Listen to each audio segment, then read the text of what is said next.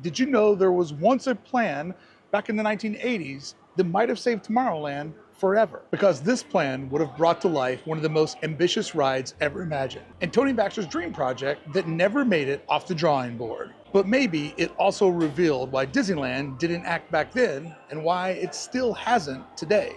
Bricky here, breaking down the greatest forgotten plan for Tomorrowland. Hey friends, make sure to subscribe if you love learning the untold history of Disneyland. Let's go. I got a good one for you today. If there's one truth about Tomorrowland, it's this: tomorrow always comes. And when it does, Disneyland's Land of the Future has a choice: evolve with it or start falling behind. It's currently 2025, and we are deep into Tomorrowland's third lost decade.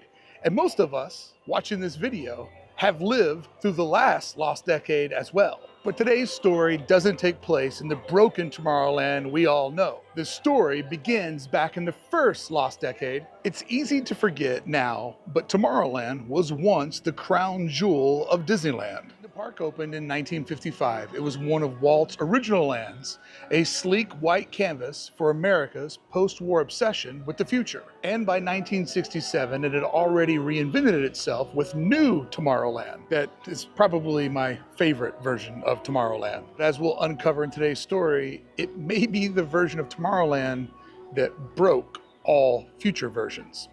We'll get there in a minute. This was the version that was home to the People Mover, Adventures Through Inner Space, and the rotating Carousel of Progress. It was an optimistic vision of what humanity could build if we just kept moving forward. And then, nothing. From 1967 to the 90s, Tomorrowland would never get a complete redesign. Sure, different things would show up, amazing things like Space Mountain, Captain EO. There were still attractions that were coming and going, creating some patch jobs, some overlays, but overall, fans could pick up on the fading optimism that once was Walt's vision of tomorrow. And right in the middle of this period is the 1980s, the first time Disney truly lost the future. Not too different than where we've been sitting for the last 20 years. In the 1980s, the land felt tired, not because it wasn't trying, but because simply everything around it had caught up. The future that Tomorrowland had once predicted had already became our reality. Take rocket to the moon. That's not quite as impressive when man actually goes to said moon. Even though Mission to Mars promised a more ambitious travel, it still was anchored in to the old technology. And the monorail was no longer science fiction anymore. It was a Vegas transportation vehicle. And at the cinema, Star Wars and Blade Runner had all changed what the public imagined when they heard of the word futuristic. But Disney knew that something had to be done. And they did try. Disney just needed one missing ingredient. Someone that they could trust to do it. And that someone is where our story begins. It's 1982. Epcot has just opened in Florida, and over in California, Tomorrowland is still coasting on its 1967 redesign. I would have to imagine if you were part of Imagineering at that moment, trying to figure out what Tomorrowland should become next, you had to be watching Epcot closely. Because Epcot wasn't just a new park, it was the boldest statement Disney had made since Disneyland itself. So the question had to be, could Tomorrowland become Epcot's smarter, smaller sibling? Because this never-built version of Tomorrowland feels like someone at Disney looked at Future World and said, what if we attempted to make a more compact, a more cinematic version of this and drop it right into Disneyland? Picture the Tomorrowland you know today. Now erase the top half of it, because this was no small overlay. It would have transformed the entire northern edge of the land. Everything behind the old Carousel of Progress building, and even the Submarine Voyage and Utopia were on the list for a design overhaul. All of the backstage areas would be removed. Tomorrowland would have pushed the footprint to Disney's very edge. This would be the absolute most Disneyland could physically hold, and one attraction would need a majority of this space. The center of it, a massive state-of-the-art facility, not just a building, but a cultural transportation hub for movement, for gathering and for launching out into new worlds. And just beyond that, 2 major attractions. One that was so ambitious, the 6-acre attraction would have reshaped the skyline and park operations for the rest of Disneyland's future. This would have been ambitious, and it would have set right here. But who could Disney trust to have the vision, not just for a project of this scale, but for a future that would never go out of date? And their instincts would have been right, because 40 years later, their vision of the future still holds a prominent place in pop culture. As we've discussed, in the 80s, Tomorrowland was out of ideas, but this artist was just hitting his stride. And Disney desperately needed somebody to handle their vision of the future that wouldn't age as soon as the next decade would come and go. Enter George Lucas. At this moment in history, George Lucas isn't just a successful filmmaker. He's the man that just did the impossible and wrapped up iconic Star Wars films in 6 years. And in this process, he created an entire galaxy that felt futuristic, even though it famously happened a long, long time ago. And that detail maybe was the key to what Disneyland needed to finally solve Tomorrowland. But why didn't it work? What scared them away from making a Tomorrowland that wouldn't expire? And how did that get us in this moment of being stuck for over 2 decades? Because if George Lucas could have offered a future with no expiration date, surely Disney would have taken him up on this opportunity, because they knew fundamentally that this was always the problem with Tomorrowland.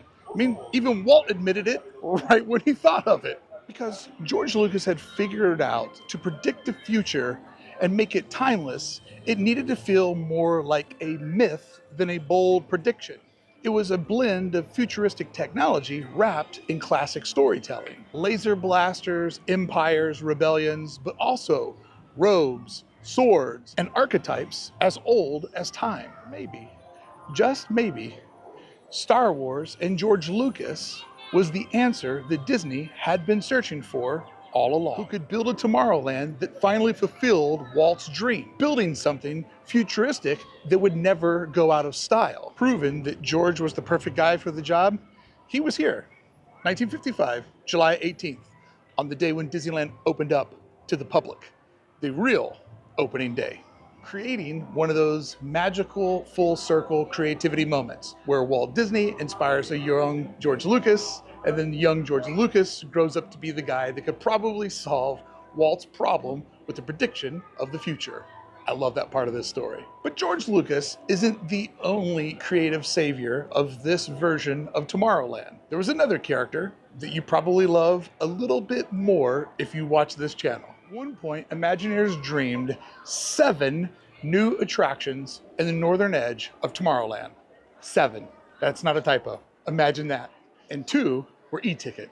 Not overlays, not quick fixes, but original experiences spread across a massive spaceport built right into the heart of Tomorrowland. The code name for this project, not its official name, was LucasPort. One word, but capitalize the P. But LucasPort really represented something much bigger, a clean slate for the northern section of Tomorrowland, which then creates a debate. Was Disney's plan to do something different with the south end of Tomorrowland? Because I have predicted when this all gets torn down, it will be divided up into multiple lands, not one ginormous land.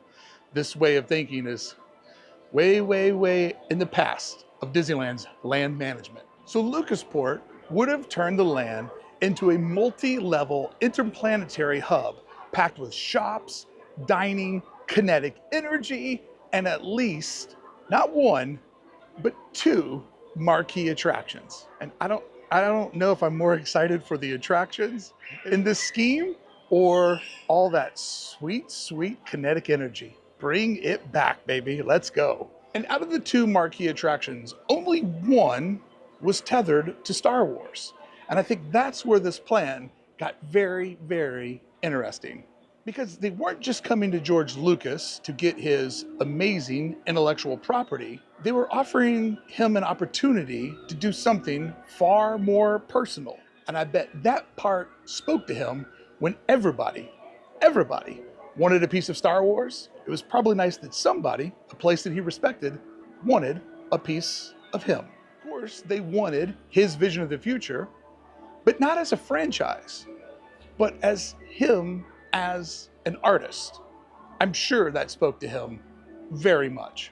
And Disney, they were listening. They were loving what his idea was. And for a brief moment, they were ready to give Lucas a blank canvas, and it was going to require a blank check in return.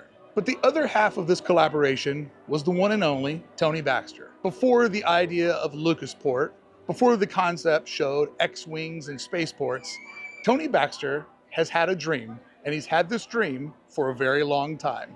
And this was almost the moment the dream finally became a reality. Baxter's dream of glass, of motion, of light reflecting through tomorrow. He's been chasing this dream for decades, project to project, theme park to theme park. It's one that Baxter just didn't let go of. Back in the 1970s, it was Discovery Bay's Prismic Tower, a giant glass greenhouse filled with hot air balloons, botanical gardens, and steampunk optimism. It probably would have set about right here. And later, he reimagined it for Epcot, a vertical observation tower inside a massive glass pavilion for the land. But again, it was cut. Then came a third shot, VenturePort, a crystal centerpiece for Tomorrowland. Equal parts airport, launch terminal, and kinetic sculpture. A place where, once again, monorails would glide through a building. People movers looped above your head, and rocket jets spiraled inside a soaring atrium of glass through sunrises and sunsets. Wouldn't have just modernized Tomorrowland. It would have defined it, and it would have become its icon. Guests wouldn't enter a land anymore. They'd enter a hub of the future, a functional spaceport from which adventures launched in every direction. The kind of design that Walt would have loved, about transportation, movement, and ambition. Not just watching the future, but boarding it. This thing, I love it. Always on time, except for when it's not. Sadly, it never happened. And yet the dream never really died, because this wasn't Tony's first try, and maybe it won't be his last. Because I've recently seen something that makes me feel like the fourth try might be the one that finally makes this dream come true. We'll get to that a little bit later. But at the heart of LucasPort, buried behind this crystalline spaceport, was one of the most ambitious Disney attractions ever imagined. A Star Wars roller coaster that would have changed everything. Disneyland, roller coasters, technology, and theme park storytelling in a way we still haven't totally seen even 40 years later. Because it wouldn't have just been fast, it would have been interactive in a way that is truly, truly ambitious. Imagine a Star Wars themed choose your own adventure thrill ride. And it all started where great legends come from, Dagobah. And it would have been built right in this space right here. I mean, this is where it would have started. It would have gone for quite some distance because this thing was massive. Imagine stepping into a dark, foggy swamp. Branches curl down from above, the air is thick and still, and in front of you, your spacecraft sits half sunken in the bog. Suddenly, animatronic Yoda appears, and so does Obi-Wan Kenobi. I mean, I shouldn't say animatronics, maybe they're going to be Force ghosts. And together, they use the Force, not just for story, but for ride spectacle. Because your ride vehicle would then be lifted up out of the bog using, of course, the Force. In reality, there would be a hidden platform that would rise your vehicle up for you. But much like Rise of the Resistance, this indicates that just getting to the vehicle was considered to be part of the show. This was just the loading area. It only gets wilder from here. You see, friends, you would get shot into space, dodging squads of stormtroopers, swerving around AT-ATs, racing past lightsaber duels, and diving into asteroid fields. And your grand finale would be facing off against the Death Star. It was a greatest hits reel of the original Star Wars trilogy that Lucas had just wrapped up. But here is what made this roller coaster storytelling truly revolutionary. At 3 different points of the ride, you, the guests, would be given the opportunity to choose your path. If guests decided to stay on a safer path, you would go through more storytelling scenes. However, if guests chose the more adventurous path, things got really wild, because choosing to fight meant more speed, more drops, more intensity. Choosing to flee meant a smoother course. You weren't just watching Star Wars for the first time ever, you were living it, and this is important, steering it. And to make all of this possible, Disney would need to build a 6-acre attraction, a coaster that split into different tracks, then rejoin and then split again, 3 different times, which means each split would have had to have 2 separate compartments. Insane. I mean, that's 6 different rooms just for those different decision points. That is wild. That's part of the reason why it would have to have been so big so it could contain different riders doing different parts of the attraction, and the attraction could keep up with the unpredictable part of the ride. Human nature, and what are people going to choose? Essentially, there would always be a container empty and another container holding the option that the guests did decide to experience. Crazy. Absolutely crazy. So we're talking computer control, synchronized switching systems, a whole new class of safety protocols. No one had done this before, and really no one has totally since. This is the type of attraction that sounds perfect in a pitch, the kind that would for sure get greenlit during a blue sky meeting, but quietly scaled down when the budget met its enemy, reality.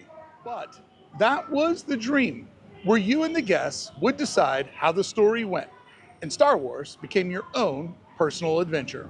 Now, of course, we all know that it never got built, but the very idea still today feels way ahead of its time. But if parts of this attraction sounds familiar, it might be because some of those ideas found a way to live on long after the plans of LucasPort. LucasPort didn't fail because it wasn't a good idea. It failed because it required Disney to do something that they've never been willing to do, to change the bones of Tomorrowland. Because to make LucasPort work, Imagineers would have needed to completely rethink the land's infrastructure. The monorail, submarines, Autopia, all would need to be rerouted for this amazingly big, thrill-seeking attraction. The People Mover track and monorail track would have to be rethought and rerouted to make them pass through VenturePort. Even the rocket jets would have been lifted off their tower and moved inside of the glass atrium. And this wasn't just blue sky plans. There were models, tons of concept artwork. Everything was looking like they were on their way to doing it, except for the follow-through. I mean, last week's video for the tale of Geyser Mountain and how Tower of Terror almost ended up in Frontierland, we only had 2 drawings.